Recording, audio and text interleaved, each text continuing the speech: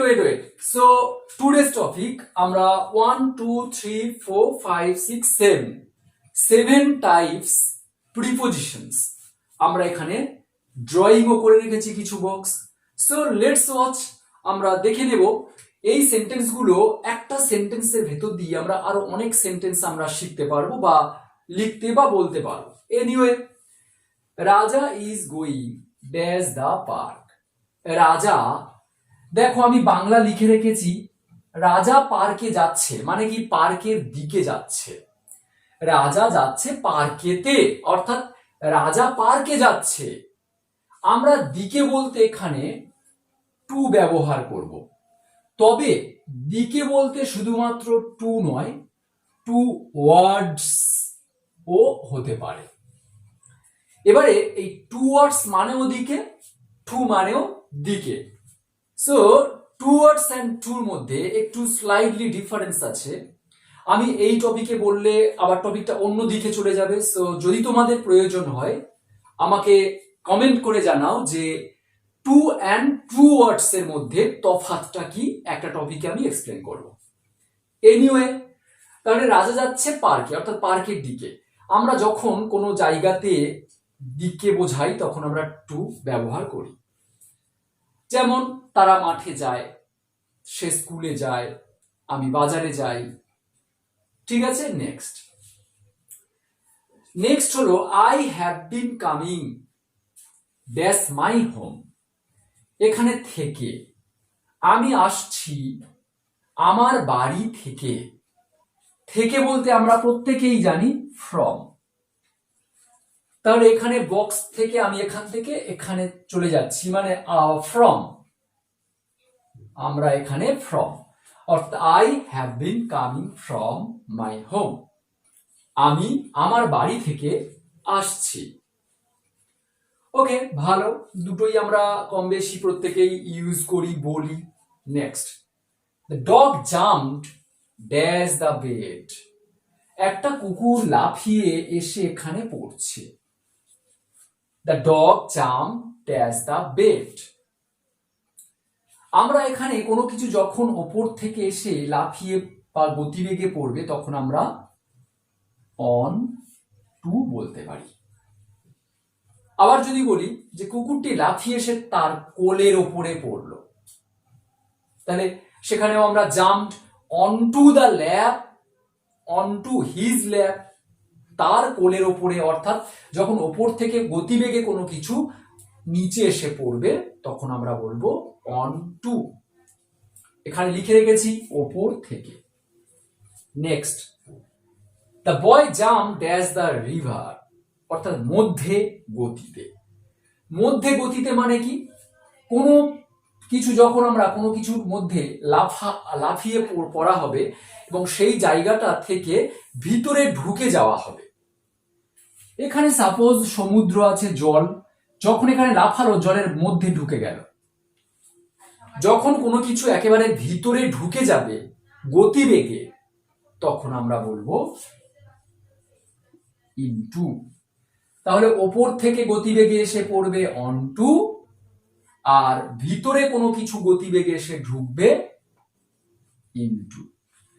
যদি বলি সে দৌড়ে ঘরের ভেতরে এলো, he ran into the room.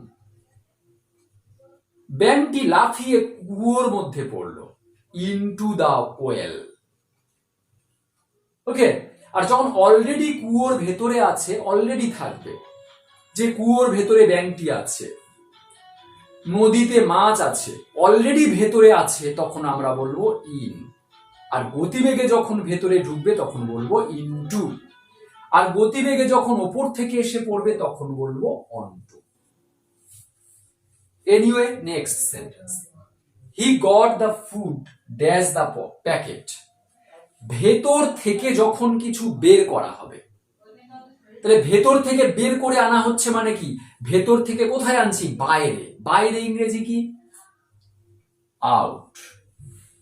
কিসের বাইরে, সেই জায়গার বাইরে, অর্থাৎ পকেটের বাইরে, ঘরের বাইরে, বাড়ির বাইরে, মাঠের বাইরে, এর কথাটা আসছে of. So he got the food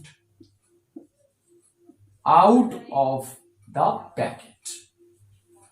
হ্যাঁ, প্যাকেট আছে এটা, মানে সে বের করেছিল খাবার প্যাকেটের বাইরে, অর্থাৎ প্যাকেট থেকে ভেতরে বের করেছে, প্যাকেটের ভেতর থেকে বের করেছে, out of.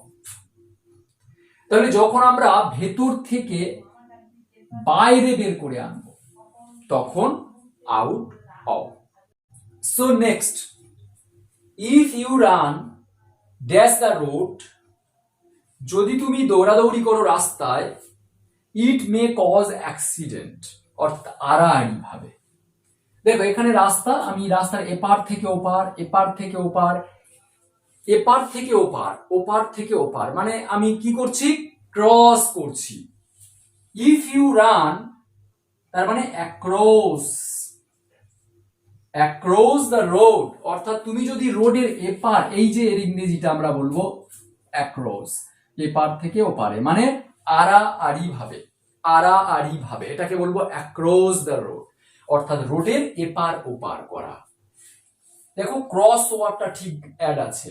If you run across the road, যদি তুমি রোডের আড়াআড়ি ভাবে এদিক ওদিক করো, ইট মে কজ অ্যাক্সিডেন্ট, তাহলে আমরা আড়াআড়ি ভাবে এদিক ওদিক করাকে বলবো অ্যাক্রস।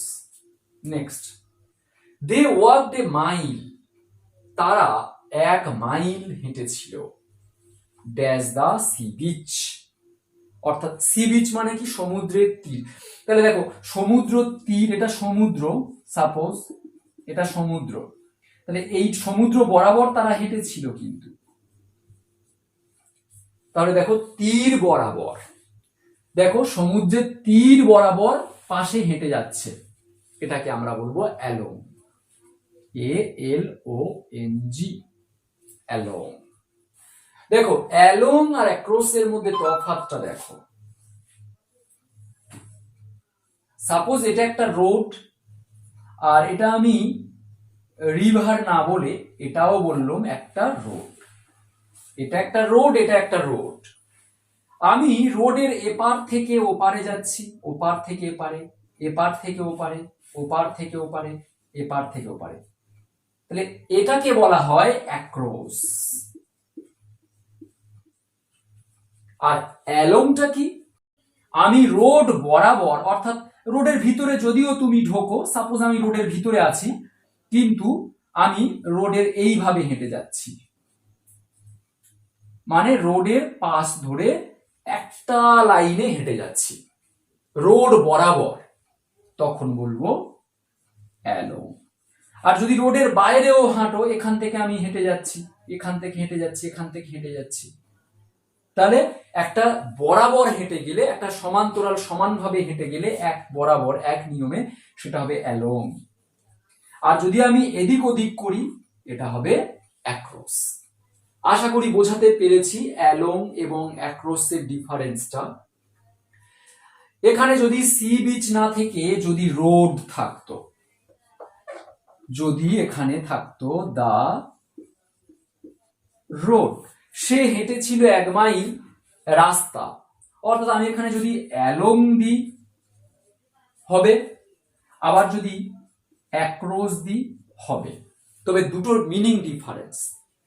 যদি আমি অ্যালং রাখি তাহলে এরকম হবে, তারা 1 মাইল হেঁটেছিল রাস্তা বরাবর, মানে রাস্তা ধরে সোজা হেঁটে গিয়েছিল, এদিক ওদিক করেনি। আবার যদি অ্যাক্রস ওয়ার্ডটা দাও, তারা হেঁটেছিল 1 মাইল রাস্তার এপার ওপার করে, অর্থাৎ রাস্তা আড়াআড়ি ভাবে তারা 1 মাইল হেঁটেছিল।